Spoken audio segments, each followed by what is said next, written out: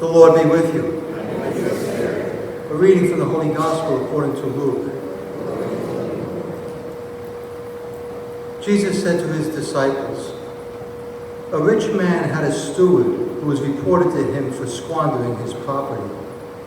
He summoned him and said, 'What is this I hear about you? Prepare a full account of your stewardship, because you can no longer be my steward.' The steward said to himself, 'What shall I do, now that my master is taking the position of steward away from me? I am not strong enough to dig, and I am ashamed to beg. I know what I shall do, so that when I am removed from the stewardship, they may welcome me into their homes.' He called in his master's debtors one by one. To the first he said, 'How much do you owe my master?' He replied, 100 measures of olive oil.' He said to him, 'Here is your promissory note. Sit down and quickly write one for 50. Then to another the steward said, 'And you, how much do you owe?' He replied, 100 cors of wheat. The steward said to him, 'Here is your promissory note. Write one for 80. And the master commended that dishonest steward for acting prudently. For the children of this world are more prudent in dealing with their own generation than are the children of light. I tell you, make friends for yourselves with dishonest wealth, so that when it fails, you will be welcomed into eternal dwellings. The person who is trustworthy in very small matters is also trustworthy in great ones, and the person who is dishonest in very small matters is also dishonest in great ones. If, therefore, you are not trustworthy with dishonest wealth, who will trust you with true wealth? If you are not trustworthy with what belongs to another, who will give you what is yours? No servant can serve two masters. He will either hate one and love the other, or be devoted to one and despise the other. You cannot serve both God and mammon." The Gospel of the Lord.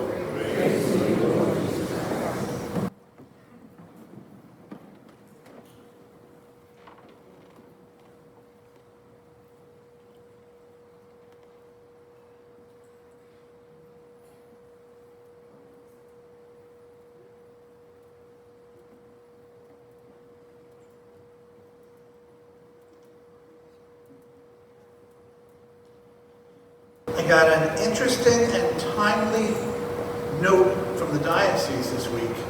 It was timely because of the readings about cheating people and dishonest stewards. It was a reminder to watch out for scams. It was about people getting like the address book of the pastor and sending out things and asking for gift cards and stuff like that. And texting people. I got to tell. They said, "So tell your people to watch out for this stuff." I want to let you know, if you ever get a text from me, you know it's a lie. I don't text. I will never text. I even have texting blocked on my phone, so if somebody texts me, it goes somewhere, but not to me. All right. So if you ever get a text from Father Mike, you know right away it's a lie. But I want to let you also know, we will never send an email asking you to get me some gift cards. We do ask people at Thanksgiving and Christmas to use gift cards because that gives the people who we're helping the dignity of making their own choices about what they're going to put on their Thanksgiving table and under their Christmas tree rather than us choosing for them. But we're never going to send you an email, an urgent type of thing like that. It's a scam. Be aware. Somebody just pointed out to me also in a conversation about this, they said this time of year, when school is starting and stuff like that, it's almost like starting time for a new season of scams. So watch out. Just be aware. Okay? Now, let's put that aside. But let's remember that our readings are about the temptation to cheat, the temptation to be dishonest. So, I want to tell you, I carry something strange in the glove compartment of my car. A fork. I'll tell you why in a minute. We'll get back to it. But I carry a fork. I've been carrying it for about, almost 20 years now. There was one day when I was working at the high school, I got asked to, there was a vocation event. It was, what they did was, it was a dinner for young men who are thinking about the possibility of being priests. And I was asked to pick up these two guys and bring them to the event. So I have two young men in my car, which means I can use the HOV lane, all right? I never get to use the HOV lane. So I'm using it, and I'm going past all these other, I have no idea how fast I'm going. I'm just going faster than them, and I'm enjoying it. It was right around here, right around exit 60. There was a cop standing there, not in his car, standing there. He says, "You pull over." I'm speeding and getting pulled over by a cop on foot. I don't understand that. But I did. I got the ticket. As we're driving away, these two young men said, "Wow, you didn't even tell him you're a priest to maybe get out of the ticket." I said, "I broke the rules. I got caught. I got to pay a fine. That's just the way it is." That's what I said. On the inside, I was hoping that I could accidentally take out this clergy out of my glove compartment, because if he would have seen, oh yeah, I'm a priest, and then maybe I would have gotten out of the ticket. It's right there. It's tempting. It really, really is. But I didn't do it. So I had to pay the fine. That ticket was one of the most valuable things I ever got in my life, because the next day at school, I couldn't believe this, a 7th grader comes up to me and he says, "Father Mike, will you sign this form for me?" I said, "What is it?"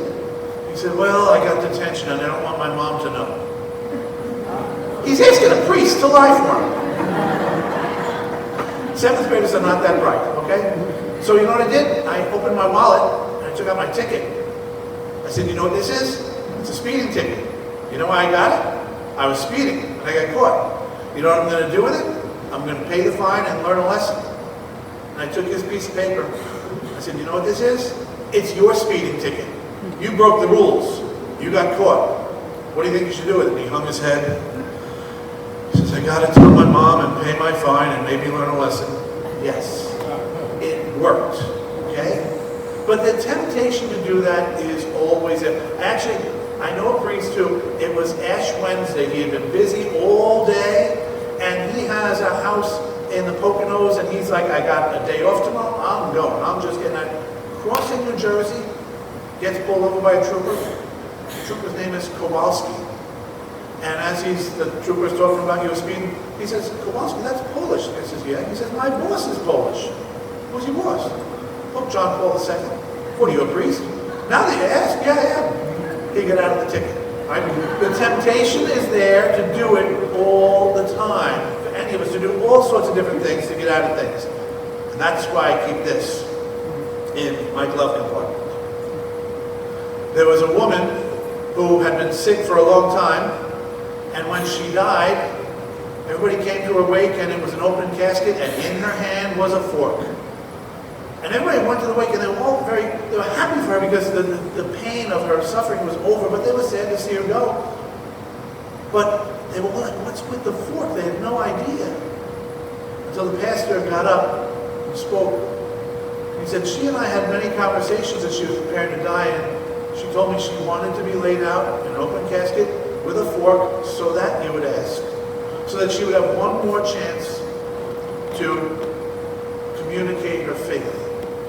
She said, "As a member of this church, I've been involved in so many things. I've been to many, many potluck dinners. And at all those dinners, people bring, the thing that they're proud of. And, oh, you got to try this, you got to try this. All their favorites. And at every single one of those dinners, as they're collecting the plates, people start whispering, 'Save your fork, save your fork.' Because dessert is coming. There's still more wonderfully delicious stuff after the meal." I wanted to have this fork in my hand to remind us all to live our lives that way. Save your fork. Keep your eye on the fact that there's dessert coming. Dessert is heaven. I keep this in my car because the temptation to use this is always there. Maybe all of us could take a fork and put it in the place where temptation comes. I don't know where it is for you or for any of us, but maybe we all need to have that lesson so that we can live our lives today with our eye on God's kingdom.